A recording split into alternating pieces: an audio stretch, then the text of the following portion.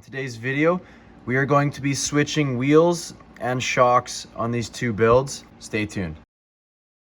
Hey everybody, welcome back to the channel. Hope you're having an amazing day. As always, it's RC Car Fleet here. Last video I picked up that C10.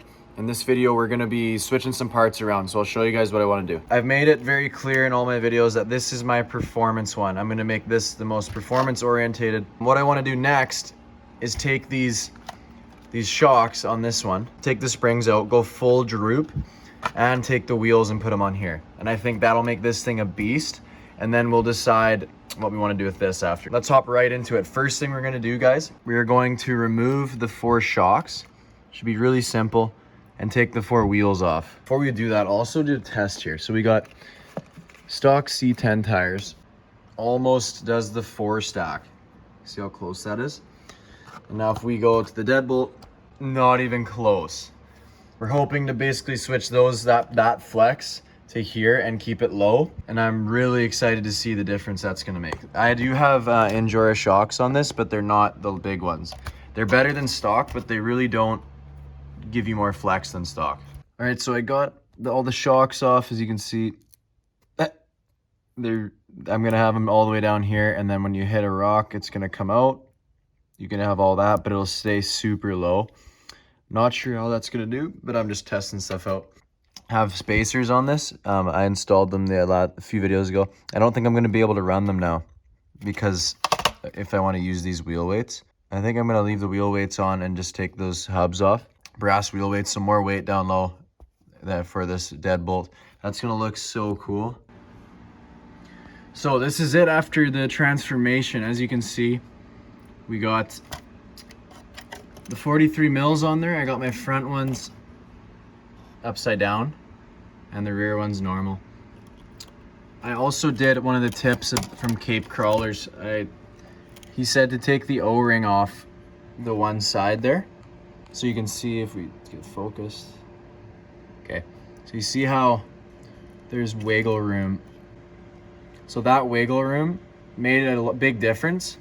When you go to flex, you can see how it moves the shock. So now you have less binding. So he's totally right with that. So I used that little piece of advice.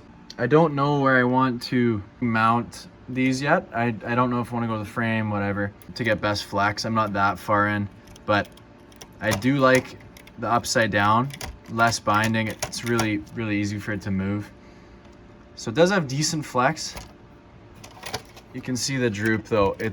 This is my comp one, so the droop is what's big for me when I'm out on my course here. And these tires, guys, these tires, they're so soft and they're amazing. Amazing tires. Best I've ever had. Best I've seen, best I've had. They are awesome. And these rims with the weights now, whew, this thing is really good. These are RC 4-wheel drive rims, 70 bucks for this set, I believe, which is nuts. Come with a little hub, and then these tires are like 40 bucks. I love this setup now. This is a really good setup. I'm really happy with where it's at. Okay guys, so at the end of this video, I was gonna do some running footage for you guys with this. Bad news, but I fried the ESC. So I was about to start recording. I was just ripping around, about to pick up the camera, and the ESC is just fried.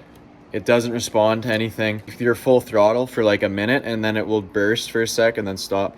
Steering doesn't even work. So the ESC is completely fried. Unfortunately, I can't show you guys how the shocks do, so we're gonna have to wait for that. But trust me, it is worth it. This thing is so good. Let me know what you guys think I should do with the setup now. ESC is fried, so I'm open to getting something better, not just stock.